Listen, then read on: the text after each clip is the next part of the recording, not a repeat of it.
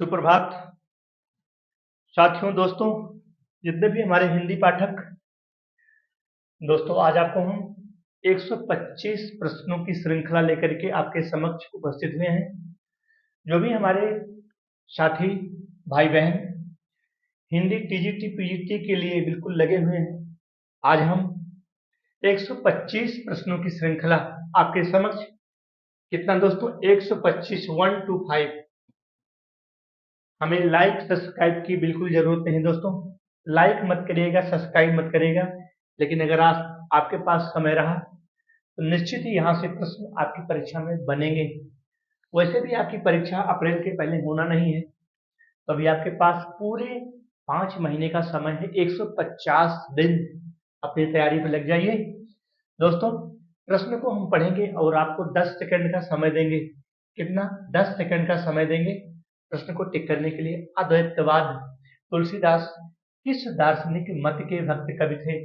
साथियों, तुलसीदास किस दार्शनिक मत के भक्त कवि थे? यहाँ पर 4 संप्रदाय हैं, ठीक है। क्या है? अद्वैतवाद है। अद्वैतवाद किसने, इसके प्रवर्तक कौन है? इसके प्रवर्तक हैं शंकराचार्य, ठीक है। शंकराचार्य, शंकराचार्य इसको भी प्रश्न बना लेगा, ये ध्यान में रखिएगा, यहां से भी प्रश्न बना लेगा। और शुद्धाद्वैतवाद, शुद्धाद्वैतवाद के प्रवर्तक कौन है? जो अद्वैतवाद है, शंकराचार्य इसके प्रवर्तक है। इन्होंने ब्रह्म को, साथियों, इन्होंने ब्रह्म को सत्य माना और जगत को मिथ्या माना था। किसने? अद्वैतवाद जो शंकराचार्य है, ब्रह्म को सत्य माना और जगत को मिथ्या माना। जो दूसरा है शुद्धाद्वैतवाद, इसके जो प्रवर्तक हैं वल्लभाचार्य हैं। कौन है? वल्लभाचार्य। ये सब प्रश्न बना लेता है यहाँ से। एक तो प्रश्न ही आपका है ही, और जो द्वैतवाद है दोस्तों, यह किसका है? मध्वाचार्य का है। किसका है? मध्वाचार्य का। बहुत बेहतरीन। आज आपके समक्ष हम, अगर आप इस श्रृंखला को पढ़ लेते हैं, पूरा हिंदी आपका कंप्लीट हो जाएगा। विशिष्टाद्वैतवाद किसका है? रामानुजाचार्य का है। किसका है? रामानुजाचार्य। ये सब क्या है? ये सब संप्रदाय है, ये सब दार्शनिक मत हैं। ये सब क्या है? दार्शनिक मत है। दोस्तों, अगले प्रश्न पर चलते हैं, जो हमारा दूसरा प्रश्न है। हाँ, तो यहाँ पर जिन्होंने डी ऑप्शन किया है बिल्कुल राइट है, क्योंकि तुलसीदास रामानंदीय संप्रदाय से संबंध रखते थे। जिन्होंने डी ऑप्शन किया है बिल्कुल राइट है दोस्तों। हम ज्यादा एक्सप्लेन आज नहीं करेंगे, एक्सप्लेन बहुत कम करेंगे। दूसरा हमारा प्रश्न क्या कहता है? बिल्कुल साथियों, तुलसीदास के गुरु का नाम निम्न में से क्या था? तो बेहतरीन प्रश्न है। समय आपको देंगे 10 सेकंड करे। कितना? 10 सेकंड। और आज इस श्रृंखला को साल करके तहलका मचाएंगे।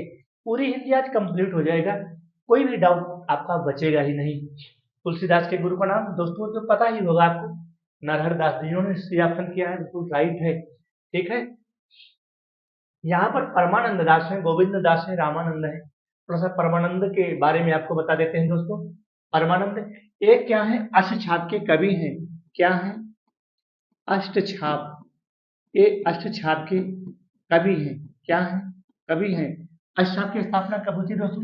1565 में हुई थी। 1565 में हुई थी। और विठल लाल, 4 शिष्य विठल लाल के, और उनके जो वल्लभाचार्य के, वो वल्लभाचार्य के पुत्र हैं विठल लाल। 4 शिष्य वल्लभाचार्य के, 4 शिष्य विठल लाल के, ठीक है। उसी से 8 कवियों का जो क्या बना था? एक अष्टछाप बना था। तो जो हमारे विठल विठल नाथ थे, 4 शिष्य उनके थे, छिद स्वामी, गोविंद स्वामी, चतुर्भुज दास और नंददास। ध्यान दीजिएगा दोस्तों, 4 शिष्य हो गए विठल लाल के, ठीक है। विठल नाथ, कभी कभी विठल नाथ होता है, कभी कभी दास रहता है। तो ये है विठल नाथ। 4 शिष्य इनके हो गए। कौन कौन हो गए? छिद स्वामी, गोविंद स्वामी और चतुर्भुज दास और नंददास। और 4 शिष्य हो गए वल्लभाचार्य के, सूरदास, सूरदास, कुंभनदास, कृष्णदास और परमानंद दास। ये परमानंद दास आ गए ना, तो 4 शिष्य किसके हो गए? वल्लभाचार्य के। परमानंद दास, सूरदास, कृष्णदास और कुंभनदास।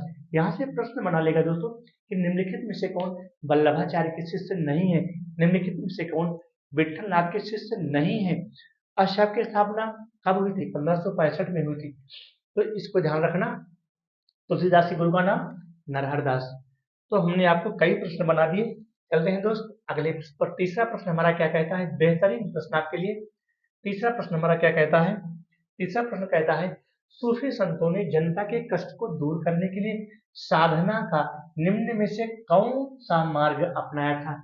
जो हमारे सूफी संत हैं, जो हमारे जायसी हैं, जो कि प्रेम की पीर के कवि कहे जाते हैं, तो यहाँ पर जिन्होंने बी ऑप्शन किया है बिल्कुल राइट है।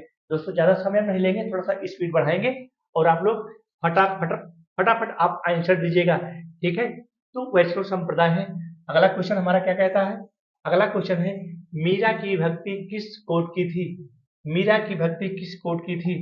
बस्यो मेरे नैनन में नंदलाल। मीरा की भक्ति साधना किस कोट की थी? माधुर्य भाव की थी। उन्होंने भगवान कृष्ण को अपना प्रियतम माना था। बस्यो मेरे नैनन में नंदलाल, क्या था उनका? माधुर्य भाव था। ठीक है दोस्तों, जिन्होंने सी ऑप्शन किया है बिल्कुल राइट है। दोस्तों थोड़ा सा हम अब तेजी से पकड़ेंगे, बिल्कुल आप क्वेश्चन को पढ़िएगा। क्वेश्चन हम पढ़ रहे हैं, विकल्प नहीं पढ़ेंगे, नहीं तो मेरा समय ज्यादा जाएगा। आचार्य शुक्ल ने सूफी कवियों की प्रेम पद्धति में किसे सर्वाधिक महत्व माना है? आचार्य शुक्ल ने जो सूफी कवि थे वो प्रेम के पीर के कवि कहे जाते थे। किसके? तो आचार्य शुक्ल ने सूफी कवियों की, सूफी कवि, तो उन्होंने जिन्होंने बी या ए ऑप्शन किया है बिल्कुल राइट है। जिन्होंने ए ऑप्शन किया है बिल्कुल राइट है। अगला प्रश्न है दोस्तों, सूफी कवियों को निम्न में से क्या कहा जाता है? अगला क्वेश्चन देखिएगा दोस्तों, इसका जो विकल्प है अगले पेज पर चला गया है। सूफी कवियों को निम्न में से क्या कहा जाता है? तो सूफी कवियों को निम्न में से क्या कहा जाता है? यहाँ पर जो हमारा प्रश्न है, ठीक है, क्या कहा जाता है? क्या कहा जाता है? तो प्रेम मार्गी। क्या कहा जाता है? प्रेम मार्गी। अगला क्वेश्चन है, जो अगला क्वेश्चन है दोस्तों, बिल्कुल अगला क्वेश्चन क्या कहता है? अगला क्वेश्चन तो कहाँ से आ गया यार, एक मिनट दोस्तों, इसको एक बार फिर से ओपन कर लेते हैं। खुल गया है। अगला क्वेश्चन हमारा है, यहां तक हो गया था। सूफी कवियों को निम्न में से क्या कहा जाता है? यहाँ पर क्या कहा जाता है दोस्तों? प्रेम मार्गी, वैष्णव मार्गी। क्या कहा जाता है दोस्तों? वैष्णव मार्गी। सी ऑप्शन राइट है। अगला क्वेश्चन है दोस्तों, प्रश्नोत्तर क्वेश्चन नंबर 7, रामचरितमानस का महत्व आज भी क्यों है? रामचरितमानस का महत्व आज भी क्यों है? दोस्तों यहाँ पर जिन्होंने डी ऑप्शन किया है बिल्कुल राइट है। सगुण भक्ति एवं लोक मंगल कामना के कारण। सगुण भक्ति एवं लोक मंगल कामना के कारण जिन्होंने डी ऑप्शन किया है बिल्कुल राइट है। अगला क्वेश्चन हमारा क्या कहता है? रीति रीति काव्य के प्रमुख भेदों में ध्यान दीजिएगा दोस्तों, रीति काव्य के प्रमुख भेदों में कौन सा शामिल नहीं है? कौन सा शामिल नहीं है? रीति काव्य के प्रमुख भेदों में कौन सा शामिल नहीं है? तो यहाँ पर आपको बताना है, रीतिबद्ध, रीति सिद्ध, रीति मुक्त, रीति युक्त, या कोई बिल्कुल क्या है? राइट है, मतलब यह शामिल नहीं है। अगला क्वेश्चन है, रीति काव्य में कौन सा काव्य रूप अपनाया गया? बेहतरीन प्रश्न है दोस्तों आपके लिए। रीति काव्य में जिन लोगों ने रीति भक्ति काव्य धारा को रीतिकालीन काव्य को पढ़ा होगा, इसका ऑप्शन बिल्कुल गलत नहीं होना चाहिए। रीति काव्य में कौन सा काव्य रूप अपनाया गया? तो यहाँ जिन्होंने ए ऑप्शन किया है बिल्कुल राइट है, प्रबंध काव्य। रीति काव्यों में प्रबंधात्मक काव्यों का अधिक महत्व मिला है। अधिक प्रबंध काव्य में अधिक रचनाएं इसमें लिखी गई। अगला क्वेश्चन हमारा है क्वेश्चन नंबर 10। क्वेश्चन नंबर 10 हमारा क्या कहता है? क्वेश्चन नंबर 10 कहता है, निम्नलिखित रचनाओं में सतसई परंपरा की सबसे पहली रचना कौन सी है? दोस्तों सबसे पहली रचना कौन सी है? ऑप्शन आपके समक्ष है, तो ऑप्शन आपके समक्ष है। जिन्होंने ए ऑप्शन किया होगा बिल्कुल राइट है। जिन्होंने ए ऑप्शन किया होगा बिल्कुल राइट है। अगला क्वेश्चन है, अपभ्रंश भाषा का साहित्यिक विकास निम्नलिखित अवधि में हुआ। अपभ्रंश भाषा का, दोस्तों ध्यान दीजिएगा, अपभ्रंश का मतलब होता है टूटा फूटा रूप, बिगड़ा हुआ रूप, विकृत रूप, जिसको हम कहते हैं विकृत रूप। और अपभ्रंश भाषा 8वीं सदी से लेकर के 14वीं सदी तक मानी जाती है। तो अपभ्रंश भाषा का साहित्यिक विकास निम्नलिखित अवधि में हुआ। यहाँ पर टाइम पूछ रहा है, यहाँ पर ध्यान दीजिएगा, यहाँ पर टाइम पूछ रहा है। क्या पूछ रहा है? टाइम। तो टाइम क्या है? 8वीं से 14वीं शताब्दी, यानी कि बी ऑप्शन बिल्कुल राइट है। बी ऑप्शन बिल्कुल राइट है। जिन्होंने बी ऑप्शन किया है बिल्कुल राइट है। अगला है, अपभ्रंश काव्य का सुप्रसिद्ध छंद कौन सा है? क्वेश्चन नंबर 12, अपभ्रंश काव्य का सुप्रसिद्ध छंद। तो अपभ्रंश काव्य में जो छंदों की प्रमुखता रही है वह मुख्य रूप से, ध्यान दीजिएगा दोस्तों, अपभ्रंश काव्य का सुप्रसिद्ध छंद जिन्होंने डी ऑप्शन किया है बिल्कुल राइट है, दोहा छंद। दोहा छंद मतलब ये अपभ्रंश काव्य लिखा कब गया? आदिकाल में लिखा गया। तो आदिकाल में दोहा छंद की प्रमुखता थी, वहां पर चौपाई, दोहा, सवैया, हरिगीतिका ये सब छंद थे नहीं। तो कौन सा छंद था? दोहा छंद। इन्होंने डी ऑप्शन किया है बिल्कुल राइट है। अगला क्वेश्चन दोस्तों, अगला क्वेश्चन क्या कहता है? अपभ्रंश भाषा का विकास किस भाषा से हुआ? अपभ्रंश भाषा का विकास किस भाषा से हुआ? ध्यान दीजिएगा, अपभ्रंश का मतलब होता है विकृत रूप, बिगड़ा हुआ रूप, टूटा फूटा रूप। अपभ्रंश भाषा का विकास किस भाषा से हुआ? तो यहाँ पर प्राकृत से हुआ। अब दोस्तों यहाँ पर आपको ध्यान देना है, जैसे हमारा हो गया क्या? संस्कृत। क्या हो गया? संस्कृत। ठीक है। संस्कृत के बाद हमारी आती है क्या? पाली आती है। क्या आती है? पाली। ये सब भाषाएं हैं। और पाली के बाद क्या आती है हमारी? प्राकृत आती है। क्या आती है? प्राकृत। प्राकृति नहीं, प्राकृत। ये प्राकृत क्या है? भाषा है। तो अपभ्रंश भाषा का विकास किस भाषा से हुआ? अपभ्रंश भाषा का विकास। तो और प्राकृत के बाद हमारी क्या आ जाती है? प्राकृत के बाद हमारी आ जाती है अपभ्रंश। क्या आ जाती है? अपभ्रंश आ जाती है। ठीक है, अपभ्रंश। और इसके बाद फिर हमारा क्या आ जाती है? अवहट्ट। क्या आ जाती है? अवहट्ट आ जाती है। अवहट्ट।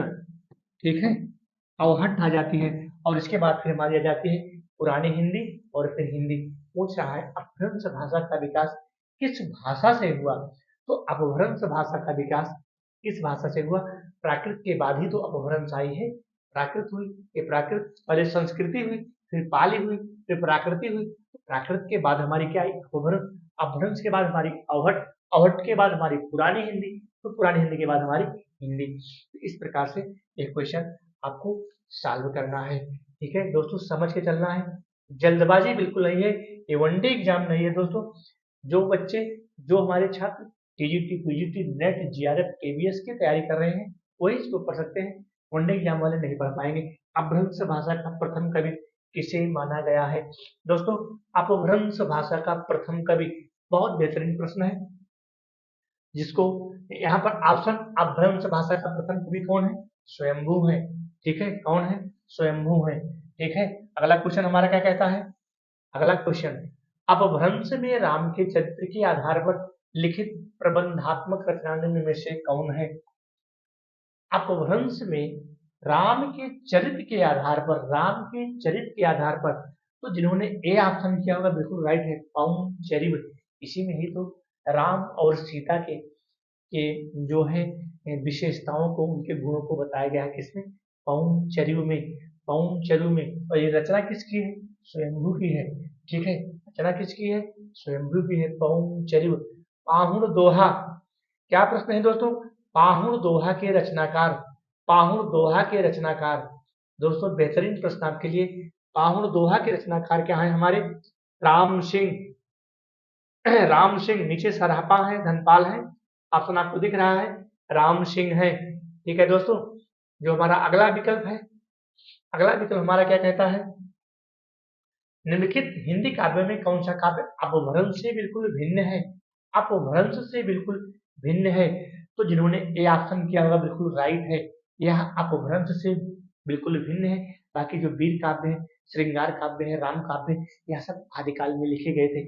और अपभ्रंश का, जो अपभ्रंश का संबंध है दोस्तों, वह आदिकाल से है, आदिकाल से है। लेकिन जो संत काव्य है, यह रीत मुक्त काव्य धारा का काव्य है, यह रीतकालीन संत काव्यों ने इसको लिखा है। यहाँ पर अपभ्रंश का संबंध आदिकाल से, और आदिकाल में वीर काव्य भी लिखे गए, श्रृंगार, श्रृंगारिक रचनाएं भी लिखी गई, जिसमें नरपत नाल है और वो हमारे क्या कहते हैं विद्यापति हैं, और राम काव्य भी लिखे गए। अगले क्वेश्चन पर हम चलते हैं। बेहतरीन प्रश्न की श्रृंखला आज आपके समक्ष। खड़ी बोली हिंदी कवियों का विकास किस भाषा में हुआ? ठीक है, क्या प्रश्न है हमारा? खड़ी बोली हिंदी कवियों का विकास किस भाषा में हुआ? तो खड़ी बोली हमारी कहाँ से आती है भाई? ब्रज से आती है, ब्रज भाषा। ठीक है, खड़ी बोली कहाँ से आती है हमारी? ब्रज भाषा से आती है। खड़ी बोली हिंदी काव्यों का विकास किस भाषा से हुआ? खड़ी बोली यहाँ पर आ जाती है हमारी ब्रज। ब्रज का जो हमारी है सौरसेनी अपभ्रंश है। क्या है?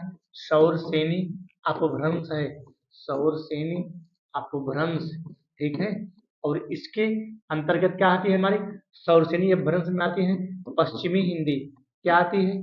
पश्चिमी हिंदी। और इसके अंतर्गत 5 बोलियां हैं। कितनी बोलियां हैं प्यारे? 5 बोलियां हैं। इसके अंतर्गत पश्चिमी हिंदी हिंदी के अंतर्गत 5 बोलियां हैं। ब्रज भाषा है, ठीक है, ब्रज भाषा है, खड़ी बोली है, और इसके बाद हरियाणवी है, बुंदेली है, और क्या कहते हैं उसको, बुंदेली के बाद एक और है कन्नौजी। कन्नौजी, बुंदेली, हरियाणवी, ब्रज भाषा और खड़ी बोली।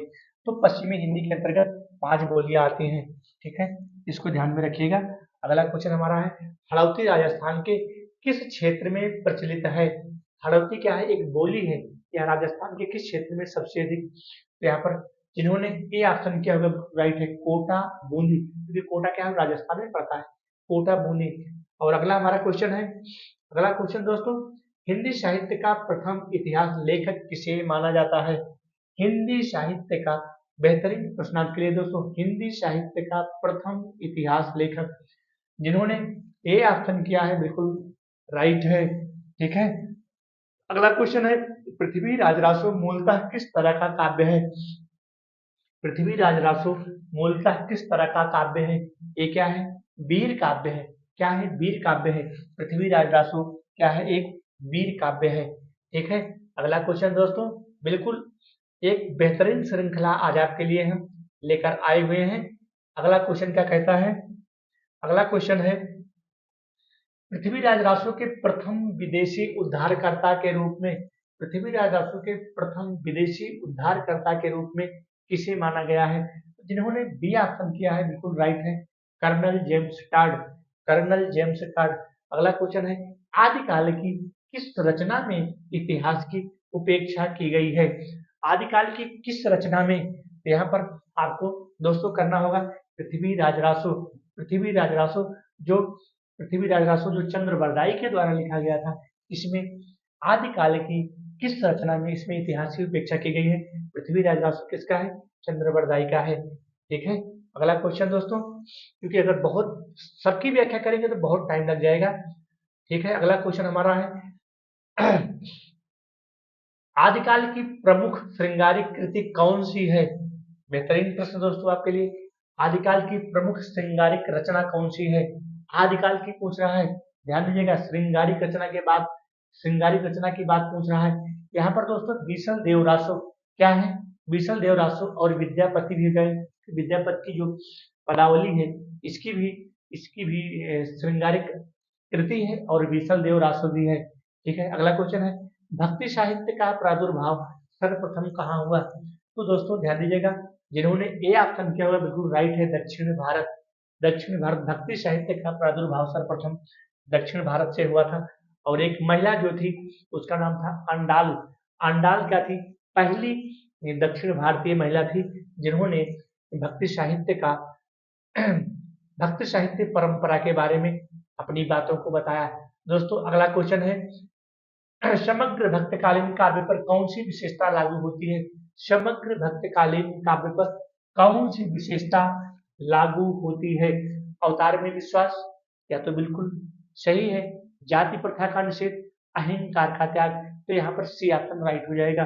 जिन्होंने सी ऑप्शन किया होगा बिल्कुल राइट है, अहंकार का त्याग। यही क्या है? ये भक्तिकालीन काव्य पर यह विशेषता लागू होती है क्योंकि अहंकार का इसमें त्याग किया गया था। अगला क्वेश्चन दोस्तों, इसका विकल्प अगले पेज पर है, संत काव्य का महत्व निम्न में से किस कारण माना जाता है?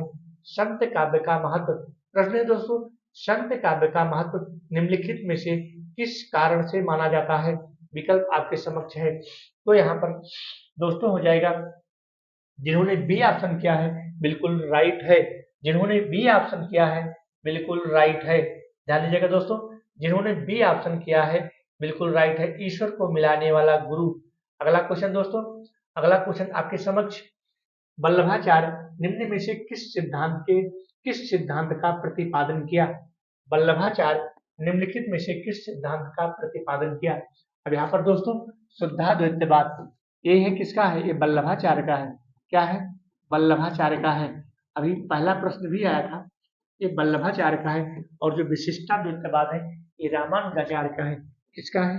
रामानुजाचार्य, रामानुजाचार्य, ठीक है। ये और जो अद्वैतवाद है, ठीक है, जो अद्वैतवाद है यह है शंकराचार्य का। किसका है? शंकराचार्य का। शंकराचार्य ने क्या माना था? शंकराचार्य ने दोस्तों माना था कि ब्रह्म ही सत्य है और जगत मिथ्या है। ब्रह्म ही सत्य है और जगत क्या है? मिथ्या है। और जो द्वैतवाद है ये किसका है? ये मध्वाचार्य का है। ये सब क्या है दोस्तों? ये सब दार्शनिक मत है। ये सब क्या है? दार्शनिक मत है। चलते हैं अगले क्वेश्चन पर। अगला क्वेश्चन हमारा क्या कहता है? सूरदास का काव्य निम्न रूप में से कौन सा है? सूरदास का काव्य, यहाँ पर सूरदास का काव्य पूछ रहा है।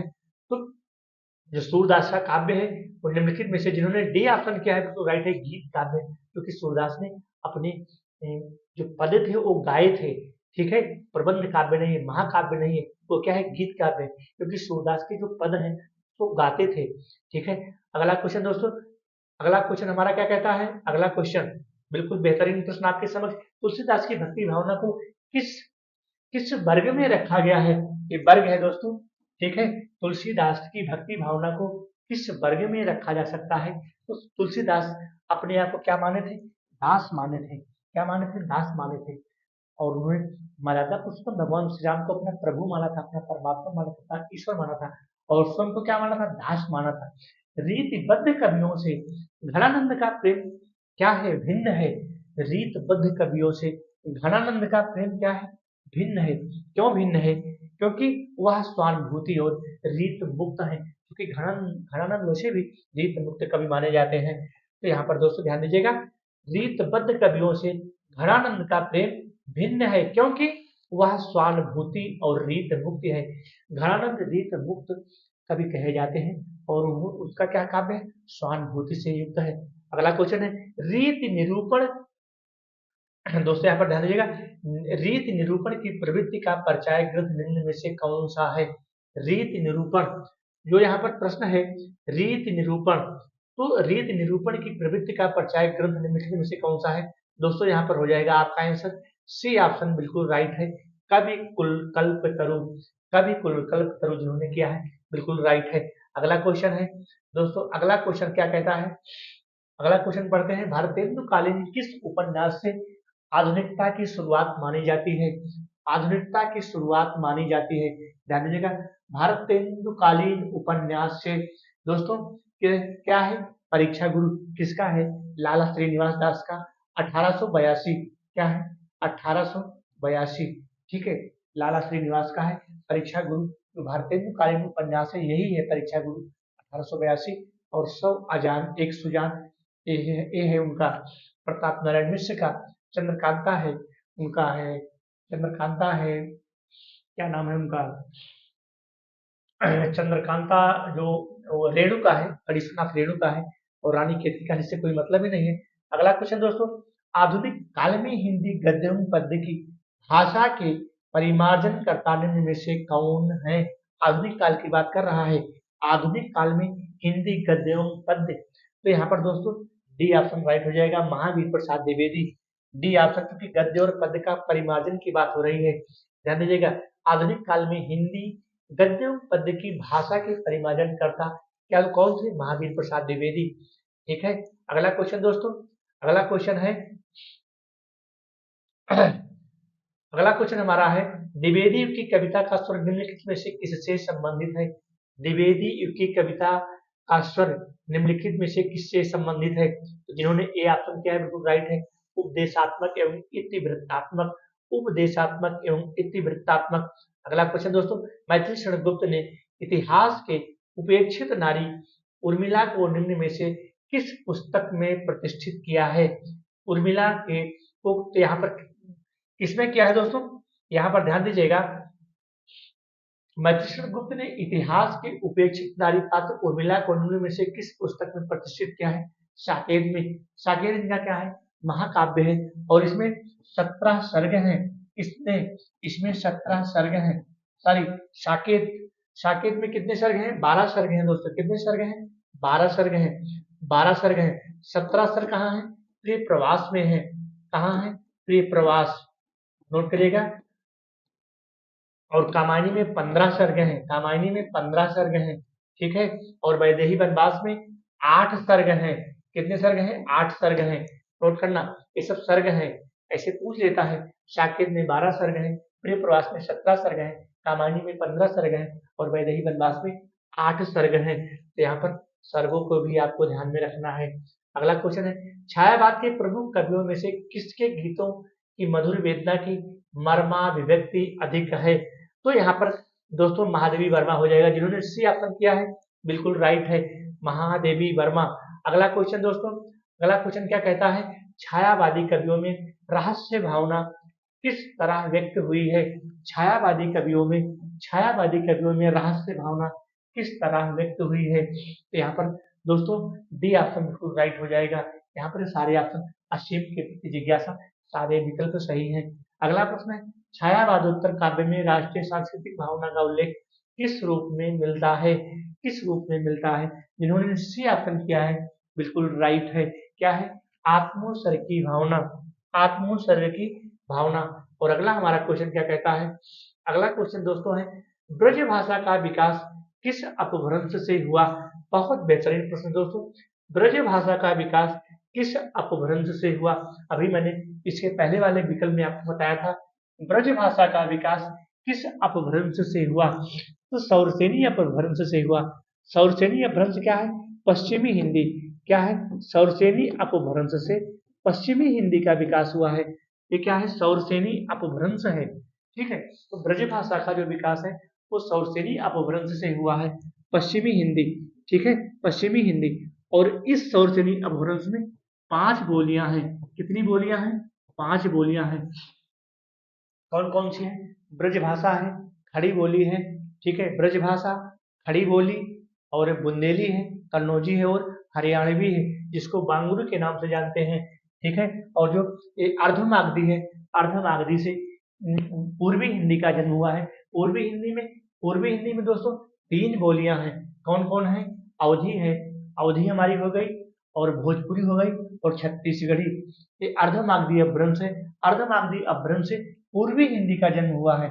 किसका जन्म हुआ है, पूर्वी हिंदी का जन्म हुआ है, इससे अर्धमागधी अपभ्रंश है। और इसके अंतर्गत हमारी 3 बोलियां हैं, अवधी अवधी भोजपुरी, अवधी भोजपुरी, और एक और है, क्या नाम है उसका, छत्तीसगढ़ी। एबीसी इसका हमने ट्रिक बनाया है, उसी हिसाब से हमने इसको याद किया है, ठीक है।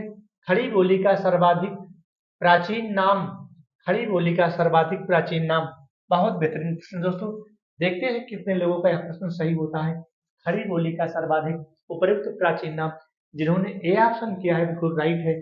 डूनाडी राजस्थान के किस क्षेत्र में प्रचलित है।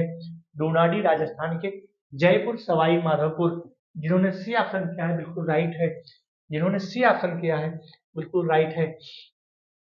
अगला क्वेश्चन दोस्तों, अगला क्वेश्चन हमारा क्या कहता है, हिंदी साहित्य के इतिहास में काल क्रमानुसार, नोट करना, जल्दबाजी नहीं दोस्तों, काल क्रमानुसार, यहाँ पर ध्यान दीजिएगा, एक काल क्रमानुसार पूछ रहा है। हिंदी साहित्य के इतिहास लेखकों में काल क्रम के अनुसार वर्गीकरण सर्वप्रथम किसने किया। तो वर्गीकरण सर्वप्रथम किसने किया, जॉर्ज ग्रियर्सन ने किया था। गारसा दत्तासी में मत जाना, यहाँ पर ऑप्शन हमको डी लिखना था, गारसा दत्तासी, लेकिन लिखा नहीं, वो छूट गया है। आदिकाल के अंतिम चरण के प्रसिद्ध कवि, बहुत बेहतरीन प्रश्न दोस्तों, आदिकाल के अंतिम चरण के कवि हमारे कौन है। इन्होंने बी ऑप्शन किया है, बिल्कुल राइट है, अमीर खुसरो की जो पहेलियां हैं आज भी प्रसिद्ध हैं, ठीक है, अमीर खुसरो की पहेलियां आज भी प्रसिद्ध हैं। और अगला क्वेश्चन है, ऐसे रासो ग्रंथ, ठीक है, ऐसे रासो ग्रंथ के रचनाकार का नाम आपको बताना है, जो अजमेर के शासक से संबंधित है। अजमेर के शासक कौन है भाई, जिन्होंने बी ऑप्शन किया है, बिल्कुल राइट है, नरपत नाल है। क्या है, ये अजमेर के शासक के रूप में संबंधित है। दोस्तों अगला प्रश्न है, निर्गुण साधक भक्त कवियों में कालक्रमानुसार प्रथमोल्लेख कौन है? निर्गुण साधक में जो ज्ञानाश्रयी प्रेमाश्रयी, ज्ञान मार्गी प्रेम मार्गी, तो उसी में ज्ञानाश्रयी साधक में जो नाम आ जाता है नामदेव का आ जाता है। किसका आता है? नामदेव का। निर्गुण साधक भक्त कवियों में काल क्रमानुसार में सबसे पहले हमारे आते हैं नामदेव। ठीक है, अगला क्वेश्चन दोस्तों, बेहतरीन प्रश्न आपके लिए, बेहतरीन प्रश्न आपके लिए।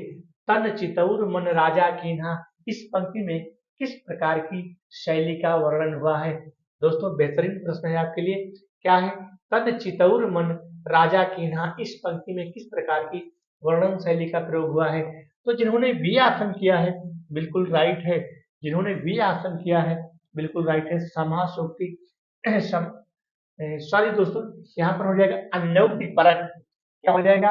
अन्योक्ति परक शैली। ठीक है, जिन्होंने सी ऑप्शन किया है बिल्कुल राइट है। तन चितौर मन राजा कीन्हा, इस पंक्ति में किस प्रकार की वर्णन शैली का प्रयोग हुआ है?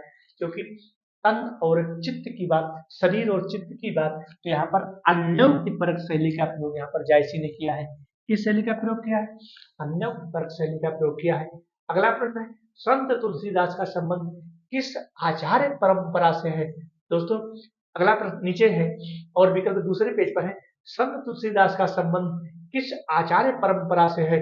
तो जिन्होंने डी ऑप्शन किया होगा बिल्कुल राइट है, रामानंदीय। जिन्होंने डी ऑप्शन किया होगा बिल्कुल राइट है। अगला क्वेश्चन दोस्तों, प्रगतिवादी काव्य की दृष्टि निम्न में से क्या है? प्रगतिवादी प्रगतिवादी काव्य की दृष्टि निम्न में से क्या है? क्या है प्रगतिवादी? तो प्रगतिवादी जो काव्य है वह है वर्ग चेतना प्रधान। इन्होंने बी ऑप्शन किया है बिल्कुल राइट है। क्या है? वर्ग चेतना प्रधान। नई कविता की भाषा की प्रमुख विशेषता निम्न में से क्या है? नई कविता की भाषा की प्रमुख विशेषता निम्न में से क्या है? जिन्होंने बी ऑप्शन किया है बिंब विधान से युक्त, बिंब विधान से युक्त। ठीक है, नई कविता की भाषा की प्रमुख विशेषता दोस्तों बिंब विधान से युक्त। इन्होंने बी ऑप्शन किया है बिल्कुल राइट है। अगला क्वेश्चन है दोस्तों, साठोत्तरी कविता में निषेधात्मकता का कारण पूछा है। साठोत्तरी कविता, साठोत्तरी का मतलब है दोस्तों 1960 के बाद की कविता, 1960 के बाद की कविता पूछ रहा है यहाँ पर, 1960 के बाद की कविता यहाँ पर। ठीक है, इसी का नाम है साठोत्तरी कविता में निषेधात्मकता का कारण। ठीक है, तो यहाँ पर हो जाएगा दोस्तों सपाट बयानी और बड़बोलापन, मतलब यह चीजें नहीं है, ताकि राजनीतिक दबाव था ही, सामाजिक यथार्थ की अतिशयता ये भी थी, पराजय भावना और निराश ये भी था, लेकिन सपाट बयानबाजी और बड़बोलापन नहीं था। स्वतंत्रोत्तर नाटकों की प्रमुख विशेषता क्या है? स्वतंत्रोत्तर अर्थात 1947 के बाद के जो नाटक हैं उनकी प्रमुख विशेषता क्या है? दोस्तों यहाँ पर आपको क्या है? जीवन की विषमताओं का चित्रण, अर्थात जिन्होंने डी ऑप्शन किया है बिल्कुल राइट है, जीवन की विषमताओं का चित्रण। देखिए यहाँ पर प्रश्न प्रश्न है स्वतंत्रोत्तर नाटकों की प्रमुख विशेषता क्या है? तो यहाँ पर जीवन की विषमताओं का चित्रण। अगला क्वेश्चन है दोस्तों, पृथ्वी कल्प के रचयिता, यहाँ पर पूछ रहा है पृथ्वी कल्प के रचयिता, तो पृथ्वी कल्प के रचयिता इसमें से कौन है? पृथ्वी कल्प के रचयिता दोस्तों जल्दी से इसको बताइए, पृथ्वी कल्प के रचयिता, पृथ्वी कल्प के रचयिता यहाँ पर गिरजा कुमार माथुर हैं। तो जिन्होंने बी ऑप्शन किया है बिल्कुल राइट है, गिरजा कुमार माथुर पृथ्वी कल्प के रचयिता हैं। ठीक है, अगला क्वेश्चन साथियों, एक बेहतरीन आपके लिए हम लाए हैं प्रश्नोत्तरी आज, और यह प्रश्नोत्तरी रस निष्पत्ति के सर्वमान्य व्याख्याकार, रस निष्पत्ति, रस से संबंधित रस निष्पत्ति के सर्वमान्य व्याख्याकार, जिन्होंने डी ऑप्शन किया बिल्कुल राइट है, भरत मुनि। अगला प्रश्न है साथियों, शब्द शक्तियों के विचारानुसार निम्न में से कौन सा मत अमान्य है? कौन सा मत अमान्य है? यहाँ पर अर्थ सम्मति, बाकी शब्द भी ठीक है, शब्दार्थ भी ठीक है, अर्थ ज्ञान का साधन भी ठीक है, लेकिन जो अर्थ सम्मति है, अर्थ से कोई मतलब नहीं है, रस का अर्थ से कोई मतलब नहीं है। दोस्तों यहाँ पर पूछ रहा है शब्द शक्तियों के विचारानुसार निम्न में से कौन सा मत अमान्य है? यहाँ पर अर्थ सम्मति से कोई मतलब नहीं है, बाकी इन तीनों से मतलब है।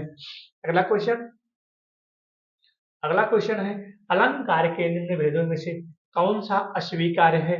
यहाँ पर तो आपको पता ही होगा, काव्य अलंकार, कोई अलंकार तो है नहीं, बाकी शब्द है, अर्थ है और उभया है, तो यहाँ पर डी ऑप्शन राइट हो जाएगा।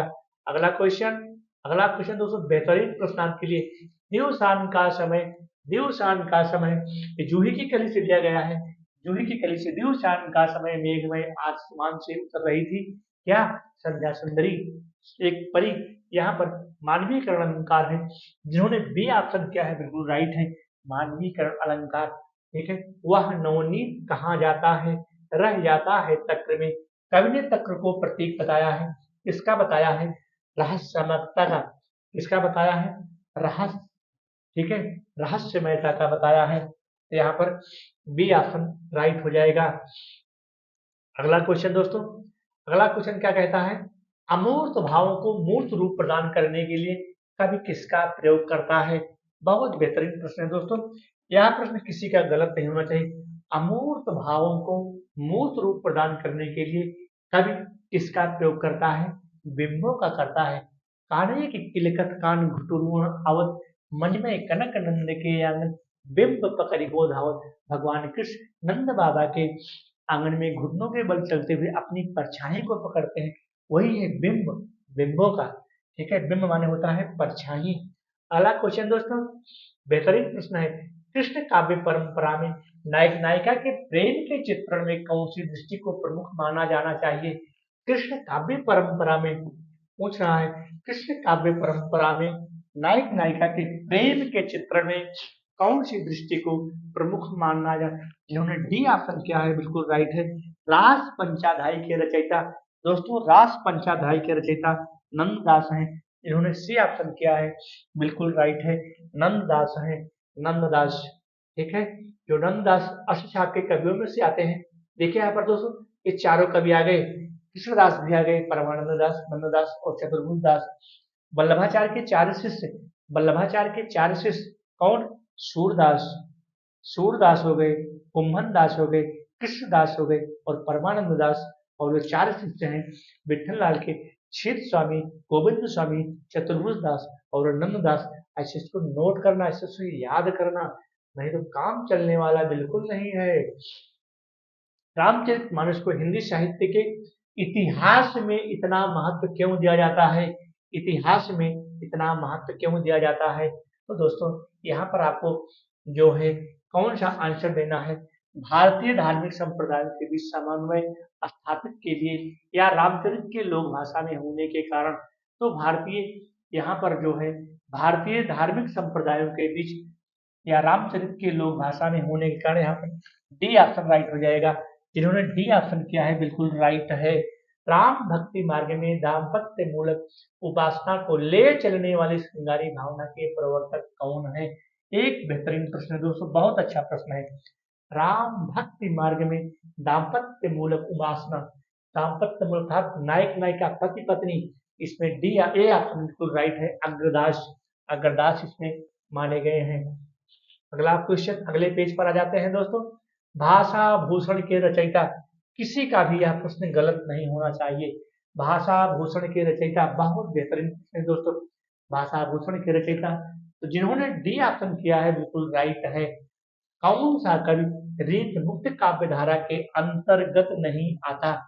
कौन सा कवि रीत मुक्त काव्य धारा के अंतर्गत, रीत मुक्त रीतियों से बंधा हुआ, ये तो आते हैं, ये भी आते हैं, ये भी आते हैं, रस निधि नहीं आते।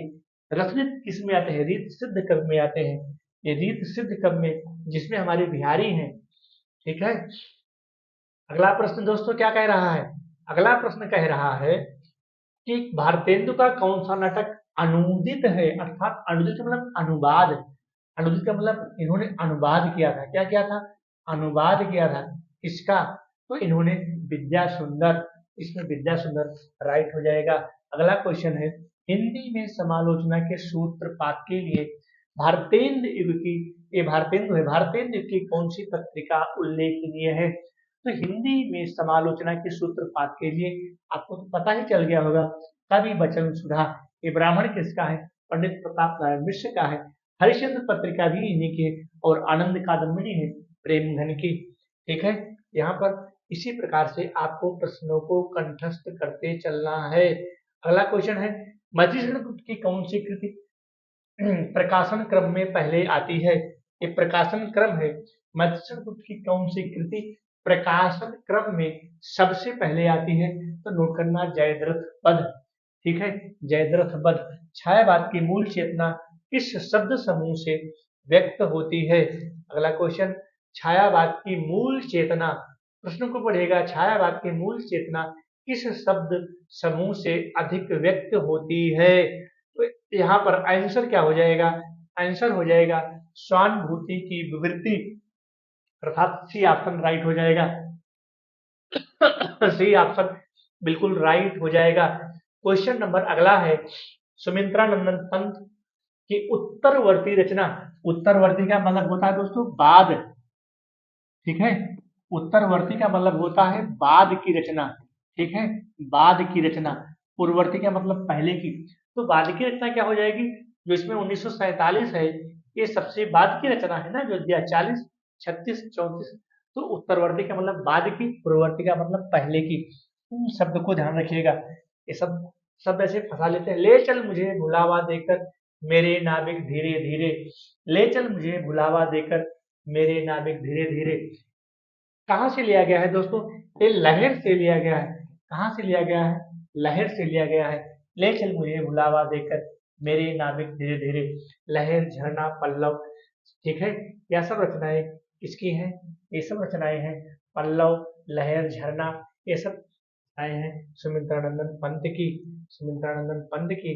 निराला की किस कविता को महाकाव्यात्मक रचना की संज्ञा दी गई है? दोस्तों बेहतरीन प्रश्न है आपकी समझ, तो आपको तो आंसर पता ही हो गया होगा। ए ऑप्शन बिल्कुल राइट है, ए ऑप्शन बिल्कुल राइट है। अगला क्वेश्चन है, कौन सा कवि उत्तर छायावादी कवि नहीं है? ध्यान दीजिएगा, बेहतरीन प्रश्न है। नरेंद्र शर्मा, बाकी राम कुमार वर्मा, बच्चन सिंह और अंचल, ठीक है। कौन सा कवि उत्तर छायावादी कवि नहीं है? नरेंद्र शर्मा। अगला क्वेश्चन है, प्रगतिवाद के अंतर्गत कौन सा विचार अमान्य है? ये प्रश्न है दोस्तों, प्रगतिवाद के अंतर्गत कौन सा विचार अमान्य है? तो यथार्थवाद तो था ही, ये तो बिल्कुल सही हो गया। ये मतलब कि रूपवाद नहीं था। क्या नहीं था? रूपवाद, रूपवाद बिल्कुल नहीं था। यानी कि बी ऑप्शन आपका क्या हो जाएगा? राइट हो जाएगा। अगला क्वेश्चन है साथियों, प्रयोगवाद के प्रवर्तक के अनुसार, प्रयोगवाद के प्रवर्तक के अनुसार प्रयोगवादी कवि का मुख्य लक्ष्य क्या था? तो इसमें सी ऑप्शन राइट हो जाएगा, सी ऑप्शन राइट हो जाएगा, नई राहों की खोज, नई राहों की खोज। अगला क्वेश्चन साथियों, अगला क्वेश्चन है, कौन से लेखक उन चार महानुभावों में नहीं है? कौन सा लेखक उन चार महानुभावों में नहीं है जिन्हें आचार्य शुक्ल ने खड़ी बोली गद्य को एक साथ आगे बढ़ाने वाला कहा? तो यहाँ पर हो जाएगा शिव प्रसाद सितारे हिंद, इंशाअल्लाह खां, लल्लू लाल, सदा सुखलाल, और एक और है, उनका नाम क्या है भाई? उनका नाम है उनका नाम क्या है? कौन छूट रहा है? इंशाअल्लाह खां, लल्लू लाल, सदा सुखलाल, और उनका एक नाम और छूट रहा है दोस्तों, याद नहीं। चार हमारे एक गद्य लेखक हैं जिन्होंने इसको आगे बढ़ाया था। ठीक है, अभी याद आ जाएगा तो आपको बता देंगे, अभी याद आ जाएगा थोड़ी देर में। प्रेमचंद जी किस उपन्यास पर गांधीवाद का प्रभाव अधिक परिलक्षित होता है? प्रेमचंद जी के किस उपन्यास पर? तो ए ऑप्शन राइट हो जाएगा, रंगभूमि। रंगभूमि पर क्या है? गांधीवाद का जो है। अगला क्वेश्चन है दोस्तों, जैनेन्द्र का अंतिम उपन्यास कौन सा है? जैनेन्द्र का अंतिम उपन्यास दोस्तों, यहाँ पर जिन्होंने बी ऑप्शन किया है बिल्कुल राइट है, दशार्क, ये जैनेन्द्र का अंतिम उपन्यास है। अगला क्वेश्चन है, किस उपन्यासकार ने स्वतंत्र भारत के ग्रामीण यथार्थ का चित्रण पूर्वक व्यंग्यात्मक पद्धति पर किया है? किस उपन्यासकार ने स्वतंत्र भारत के ग्रामीण यथार्थ का चित्रण पूर्णतः व्यंग्यात्मक पद्धति पर किया है? तो यहाँ पर दोस्तों हो जाएगा, यहाँ पर दो विकल्प नीचे हैं, श्रीलाल शुक्ल, श्रीलाल शुक्ल जिन्होंने किया है, बिल्कुल राइट है, श्रीलाल शुक्ल, ये बिल्कुल व्यंग्यात्मक उपन्यासकार के रूप में माने जाते हैं। अगला क्वेश्चन है, नई कहानी को प्रतिष्ठा दिलाने में किसकी भूमिका उल्लेखनीय है? तो नई कहानी को प्रतिष्ठा दिलाने में भैरव प्रसाद गुप्त। बी ऑप्शन बिल्कुल राइट हो जाएगा। बी ऑप्शन बिल्कुल राइट हो जाएगा। अगला क्वेश्चन साथियों, नई कहानी की विशेष उपलब्धि किस क्षेत्र में रही? नई कहानी की विशेष उपलब्धि किस क्षेत्र में रही? तो बदलते सामाजिक परिवेश में। ए ऑप्शन बिल्कुल राइट हो जाएगा। आधे अधूरे नाटक की सावित्री के दुख का मूल कारण क्या है? आधे अधूरे नाटक की सावित्री के दुख का मूल कारण क्या है? जिन्होंने ए ऑप्शन किया है बिल्कुल राइट है। ए ऑप्शन बिल्कुल राइट है। अगला क्वेश्चन साथियों, बेहतरीन प्रश्न आपके समक्ष। अनामिका नामक नाट्य संस्था से जुड़ा हुआ निर्देशक कौन है? अनामिका क्या है? एक नाट्य संस्था है। इससे जुड़ा हुआ कौन है? तो ये जालान साहब हैं, श्यामानंदन जालान। श्यामानंदन जालान। निबंध कृति आलोक पर्व के रचनाकार साथियों, जिन्होंने बी ऑप्शन किया है हजारी प्रसाद द्विवेदी। हजारी प्रसाद द्विवेदी किसका है? आलोक पर्व के रचनाकार हजारी प्रसाद द्विवेदी। यहाँ पर दोस्तों बी ऑप्शन राइट हो जाएगा। ठीक है। अगला क्वेश्चन है, हरिशंकर परसाई के व्यंग्यात्मक निबंधों का लक्ष्य इनमें से क्या है? हरिशंकर परसाई के व्यंग्यात्मक निबंधों का लक्ष्य क्या है? तो यहाँ पर दोस्तों हो जाएगा ए ऑप्शन राइट है। क्या है? ए ऑप्शन बिल्कुल राइट है। विसंगति को उजागर करना। हरिशंकर परसाई के व्यंग्यात्मक निबंधों का लक्ष्य है विसंगति को उजागर करना। अगला क्वेश्चन हमारा क्या कहता है? इनमें से कौन सा निराला के समर्थक आलोचक हैं? बेहतरीन प्रश्न है साथियों। इनमें से कौन निराला के समर्थक आलोचक हैं? तो जिन्होंने सी ऑप्शन किया है बिल्कुल राइट है। ठीक है, सी ऑप्शन बिल्कुल राइट है, रामविलास शर्मा। अगला क्वेश्चन, कौन सा लेखक जीवनी लेखक नहीं है? नहीं पर देखना भाई, कौन सा लेखक जीवनी लेखक नहीं है? रामविलास शर्मा ने भी जीवनी लिखा है, अमृतलाल ने जीवनी लिखा ही है, आनंदवर्धन ने अज्ञेय का जीवनी नहीं है, अज्ञेय जीवनी लेखक नहीं है। अज्ञेय आत्मकथा तो लिखा है लेकिन जीवनी नहीं लिखा है। अगला क्वेश्चन साथियों, ध्वन्यालोक के रचयिता कौन है? तो ध्वन्यालोक किसका है भाई? ध्वन्यालोक के रचयिता आप बताइए। इसमें से थोड़ा सा हमको डाउट हो रहा है। ध्वन्यालोक के रचयिता कौन है? ध्वन्यालोक के रचयिता विष्णु प्रभाकर। हाँ विष्णु दोस्तों यहाँ पर जो है ध्वन्यालोक किसका है? ये ध्वन्यालोक के रचयिता हमको लगता है ये ऑप्शन कुछ आनंदवर्धन। दोस्तों ये आनंदवर्धन हो जाएगा, ये विकल्प ऊपर चला गया है। ये ध्वन्यालोक आनंदवर्धन का है। ठीक है, यहाँ पर आप समझिएगा, ये जो ध्वन्यालोक है ये आनंदवर्धन का है। यहाँ पर दोस्तों ये थोड़ा सा ऊपर चला गया था। ये ध्वन्यालोक के रचयिता आनंदवर्धन है। ठीक है, ये विकल्प ऊपर चला गया है, टाइप करने में ऊपर चला गया था। अगला क्वेश्चन साथियों, कौन सा भाव संचारी भाव के अंतर्गत नहीं है? किसी भी दोस्त का यह प्रश्न गलत नहीं होना चाहिए। कौन सा भाव संचारी भाव के अंतर्गत नहीं है? संचारी भाव की संख्या है 33, एक भाव और बढ़ा दिया गया है, अब संचारी भाव की संख्या हो गई है 34। इसको बढ़ाया कौन है? इसको बढ़ाने वाले हैं क्या नाम है उनका, नाम नहीं अभी याद आ रहा है। तो इसमें से जिन्होंने ए ऑप्शन किया है बिल्कुल राइट है। तो संचारी भाव के अंतर्गत शोक नहीं है, बाकी सारे हैं। ठीक है, अगला क्वेश्चन साथियों, व्यंजना का व्यापार इनमें से किस पर आधारित होता है? व्यंजना का व्यापार इनमें से किस पर आधारित होता है? तो यहाँ पर व्यंजना का जो है बी ऑप्शन राइट, लक्ष्यार्थ। बी ऑप्शन राइट हो जाएगा। बी क्या है? ए बी ए मान लेते हैं, इसको हम सी मान लेते हैं। सी ऑप्शन बिल्कुल राइट हो जाएगा। सी ऑप्शन राइट हो जाएगा। प्रतीप अलंकार के विषय में कौन सा कथन सही है? प्रतीप अलंकार उपमा अलंकार का उल्टा होता है।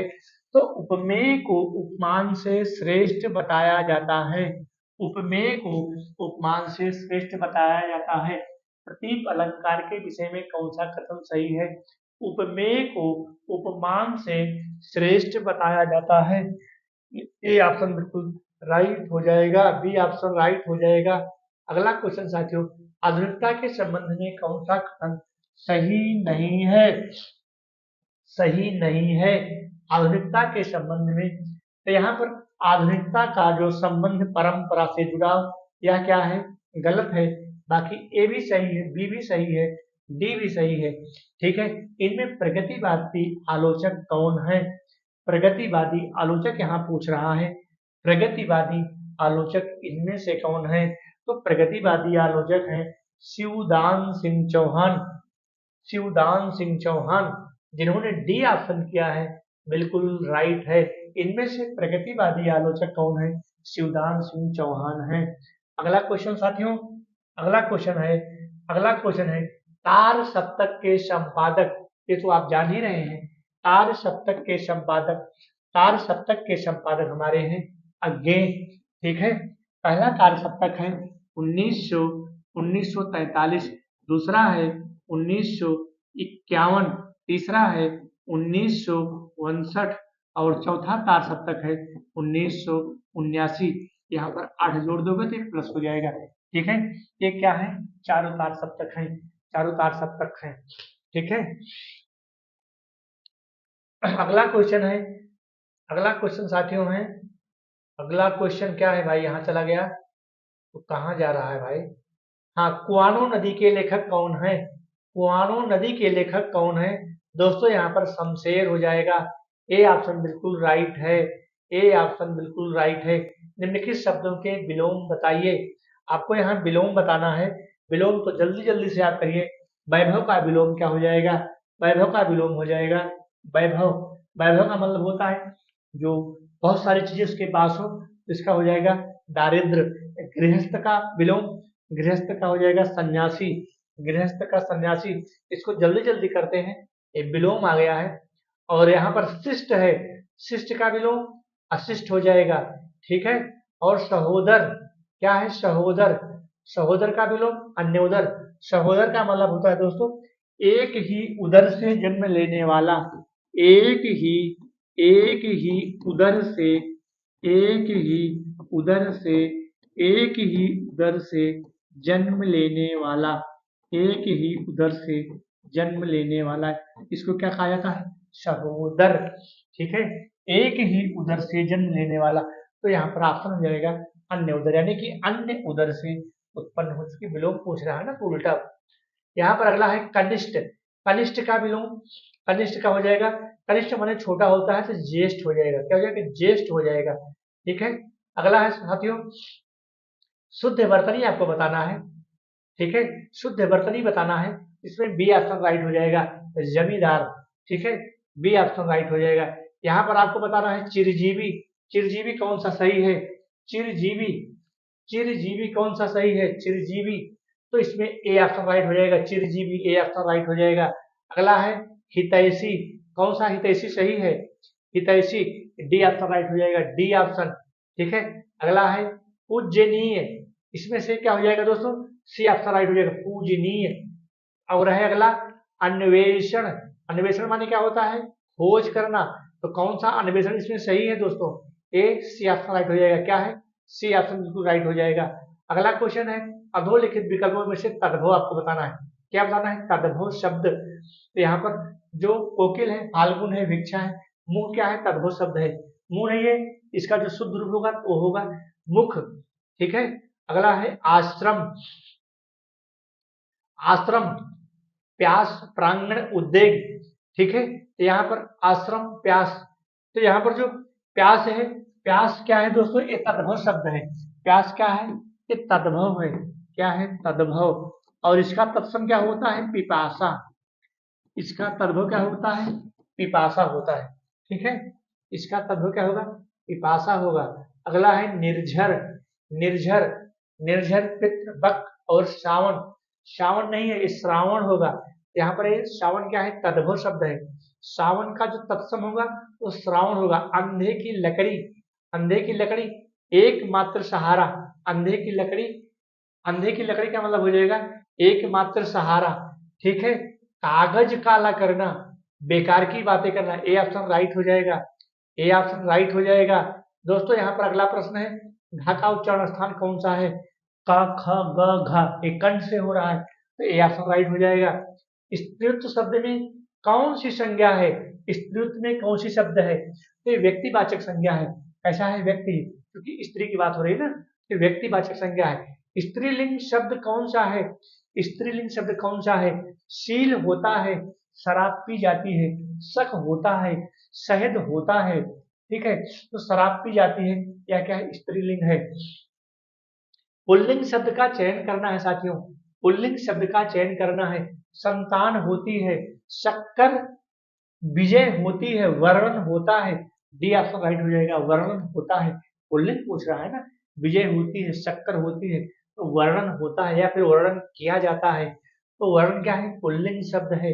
अगला क्वेश्चन है, आदर शब्द से विशेषण बनेगा, आदरणीय बनेगा, क्या बनेगा? आदरणीय बनेगा। आदर से क्या बनेगा?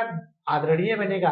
अगला क्वेश्चन दोस्तों बहुत बेहतरीन प्रश्न आपके लिए, पर्यायवाची शब्द बताना है। तरण, तरण माने, जिन्होंने ये ऑप्शन क्या राइट है? नाव, तरण माने नाव, ये तो व्योम है, व्योम को जान ही रहे हो, व्योम माने आकाश, सी ऑप्शन राइट हो जाएगा। दिनकर, दिनकर का मतलब प्रभाकर, ठीक है, दिनकर का मतलब प्रभाकर। और ये दास है, क्या है? दास, दास का मतलब, दास का मतलब श्रमिक, दास का मतलब श्रमिक। बस दोस्तों आज का हमारा ये अंतिम प्रश्न है, आज का मेरा अंतिम प्रश्न। बहुत बेहतरीन श्रृंखला दोस्तों, धन्यवाद। अगर हमारा वीडियो आपको अच्छा लगे तो लाइक सब्सक्राइब दोस्तों जरूर करना, धन्यवाद।